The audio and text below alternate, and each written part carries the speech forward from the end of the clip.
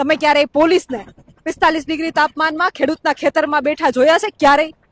નમસ્કાર, આપનું સ્વાગત છે ગુજરાતનો અવાજ ચેનલ ઉપર અને હું છું આપની સાથે પત્રકાર કાજલ સુવા. આ કામ શું છે ખબર તમને?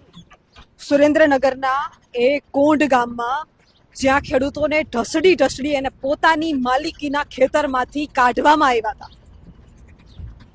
આ એ ગામ છે ને, એ ખેતરોમાં હું ઊભી છું. અત્યારે 45 ડિગ્રી તાપમાન છે. અહીંયા ખેડૂતોના ખેતરમાં પોલીસ પ્રશાસન જે છે એને ખડકી દેવામાં આવ્યું છે અને આ 10 વીઘા જેટલું ખેતર છે. આશરે 10 વીઘા જેટલા ખેતરમાં ચાર પોલ આવે છે અને આપ જોઈ શકો છો કે આ જામફળી ઊભી છે. અહીંયા આ જોઈ શકો છો ખેડૂતનું પોતાનું માલિકીનું ખેતર, ખાતેદાર જમીનમાં જબરદસ્તી પોલ પસાર કરવામાં આવી રહ્યા છે. 700 kVની લાઈન પસાર કરવામાં આવી રહી છે અને આ ખેતરમાં 10 વીઘાના ખેતરમાં બાગાયતી ખેતી જામફળી વાવવામાં આવી હતી અને જાણે કે ખેડૂતના ખેતરની કોઈ કિંમત જ નથી એ રીતે એના ખેતરમાં ઘૂસી અને મસ્ત મોટું પ્રશાસન ખડકી દેવામાં આવ્યું છે. તમે ક્યારેય પોલીસને 45 ડિગ્રી તાપમાનમાં ખેડૂતના ખેતરમાં બેઠા જોયા છે ક્યારેય? આજે ધાંગધ્રા સુરેન્દ્રનગર વિસ્તારમાં કોંઢ ગામમાં આવજો, તમને ખેડૂતોના ખેતરમાં લીમડા નીચે અને વૃક્ષો નીચે બેઠેલી પોલીસ દેખાશે.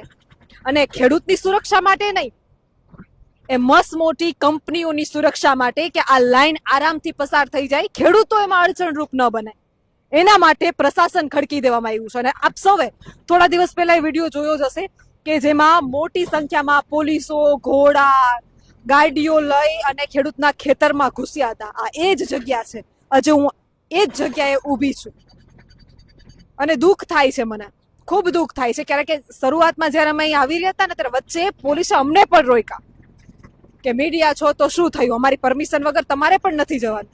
તમે વિચાર કરો કેટલી તાનાશાહી છે.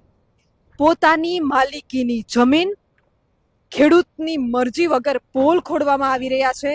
મીડિયાને પણ ખેતરમાં જવાનો હુકમ નથી. અરે મીડિયા તો દૂર, એ ખેડૂતને પોતાને પણ આ ખેતરમાં જવાની છૂટ આપવામાં આવી રહી નથી.